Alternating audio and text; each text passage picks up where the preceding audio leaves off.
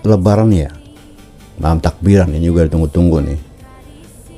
Waktu itu kalau takbiran itu udah pasti banyak yang keliling tuh ya, yang bawa pakai gerobak, yang pakai mobil. Wah, seru banget ya, seru banget. Walaupun agak jauh sedikit tuh enak aja jalan bawa ndong-ndong gerobak gitu rame-rame.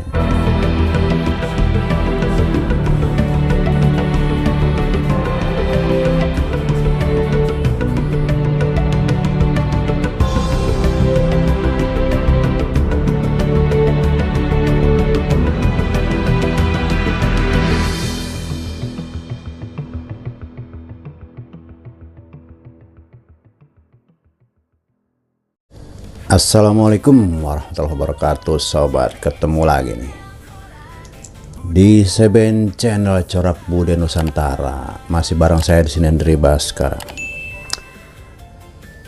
Sekarang saya mau ngomongin tentang tradisi menjelang puasa, selama puasa sampai Lebaran, sobat.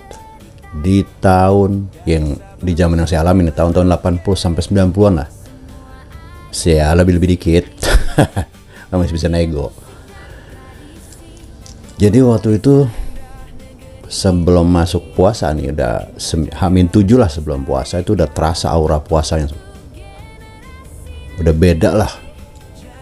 Dari bunyi petasan udah mulai tuh. Seminggu sebelum puasa udah dar-der-dor di mana-mana. Tapi petasan waktu itu ya nggak kayak sekarang, kayak gini, kagak, rumah kecil-kecil yang terbang tuh, Janue juga terbangin ke atas, bukan ke depan nyerang orang. Nah, ngomong petasan nih, dari mana sebenarnya petasan itu ya? Nah, menurut sumber yang saya dapat, petasan itu ternyata dari Tiongkok, sobat. Dari zaman dinasti Han itu, kira-kira ya tahun 220 sebelum Masehi sampai 200 sebelum Masehi sampai 220 Masehi, zaman dinasti Han. Jadi waktu itu bentuknya masih bambu, nggak tahu gimana caranya dibikin ledakan di bambu, tujuannya buat ngusir roh, bagi itu keyakinan masyarakat Tiongkok waktu itu. Nah, terus berkembang di zaman dinasti Tang abad 9, baru bentuknya di gulungan kertas, ada yang masih di bambu. Ya, pokoknya mulai ada perubahan bentuk gitu, berkembang. Begitu, sobat. Oh ya, terus apalagi pajangan di warung tuh, menu dagangan warung tuh udah warna-warni ya, sirup, biskuit yang sebelumnya nggak ada. Roti tawar. Biasa tuh kan waktu itu roti tawar tuh cuma dijual-jual di warkop, roti bakar. Tapi kalau di warung sembako nggak ada. Ya adanya itu bulan puasa, menjelang puasa baru pada nongol tuh di warung-warung sembako. Pokoknya H-7 udah sumringah rasanya, udah seneng banget waktu itu. Petasan tadi Janue, atau ada lagi petasan ceplik tuh yang ya segede ketembat lah.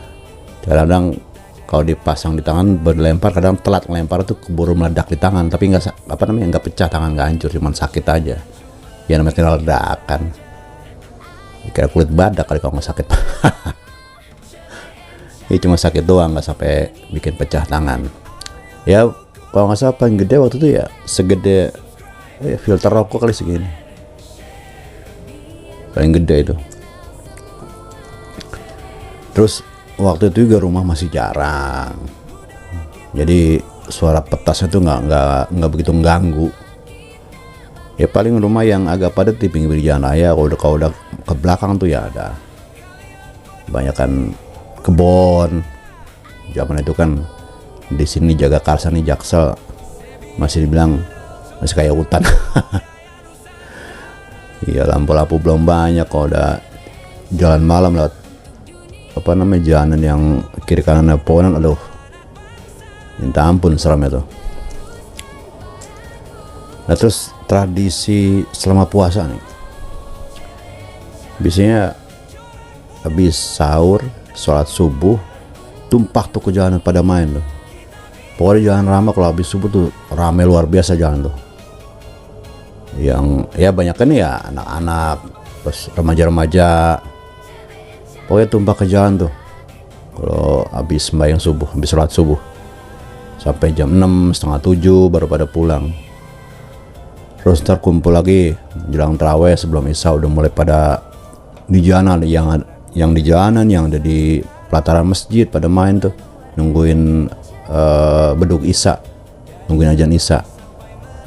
Ntar pas masuk taraweh paling berapa rakaat ya sholat taraweh, selebihnya main. Ntar jam 2 kebetulan saya waktu masa-masa kecil saya banyak di masjid lah, aktif di masjid ya, terutama selama bulan puasa tuh jam 2 ada di masjid, terus keliling tuh mukul beduk mauin sahur. Kalau selesai mukul beduknya dibalikin ke masjid, baru pulang tuh sahur. Habis itu selesai sahur ke masjid lagi sampai subuh, baru keluar tuh ke jalan. Ya ntar paling-paling udah mulai ada perubahan yang menjelang ya kira-kira H-4 lah, H-4 lebaran. Nah, itu udah mulai bantu-bantu orang tua bikin kue, bikin ketupat. Itu paling seneng tuh saya nganam ketupat.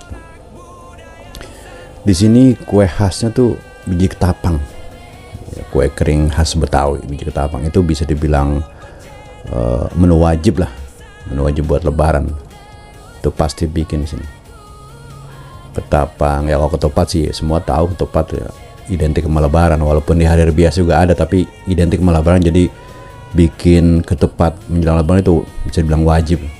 Ya sama juga bikin biji ketapang gitu loh. Terus belum lagi beli pakaian. Wah ini momen ditunggu-tunggu nih.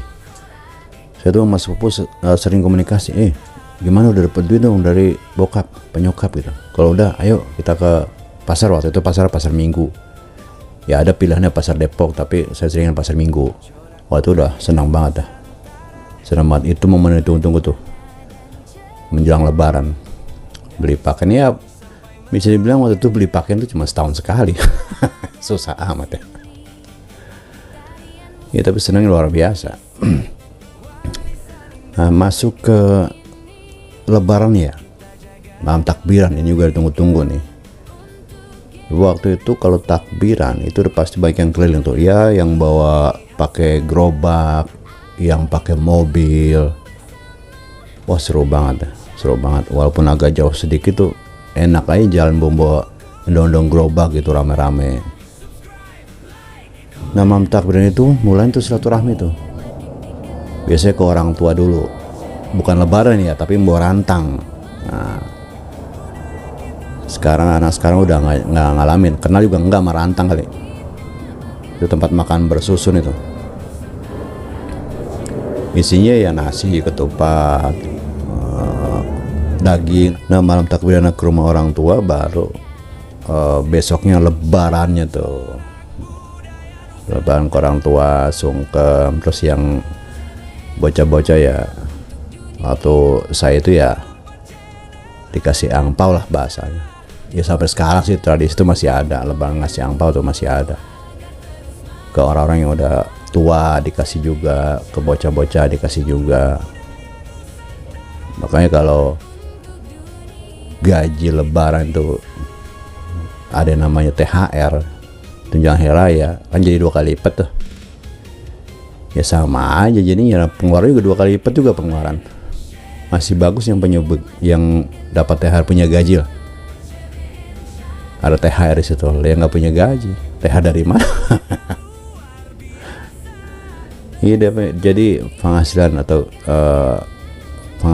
gaji hidup jadi 2 kali lipat ya sama aja, pengeluaran juga 2 kali lipat juga. Ya tapi alhamdulillahnya pengeluaran 2 kali lipat, pemasukan 2 kali lipat, jadi nggak pusing-pusing amat gitu. Yang pusing itu tadi yang nggak punya gaji, pengeluaran 2 kali lipat, gaji nggak punya, apa nggak melentir. Nah itu pas lebaran baru dah keliling rumah saudara-saudara yang dekat, yang jauh gitu. Jadi utama orang tua dulu, saya rasa sih di mana-mana begitu ya, orang tua dulu baru saudara, yang muda datengin yang tua gitu. Begitu sobat. Jadi sementara itu dulu yang bisa saya bagikan di kesempatan sore ini. Kalau ada kata-kata yang salah, mohon dibukakan pintu maaf yang seluas-luasnya. Nah, buat sobat yang peduli budaya, silahkan dukung channel ini dengan memberikan subscribe, like, komen, dan share. Saya Andi Baskara, sekali lagi ucapin terima kasih dan mohon maaf. Sampai jumpa di video berikutnya. Assalamualaikum warahmatullahi wabarakatuh.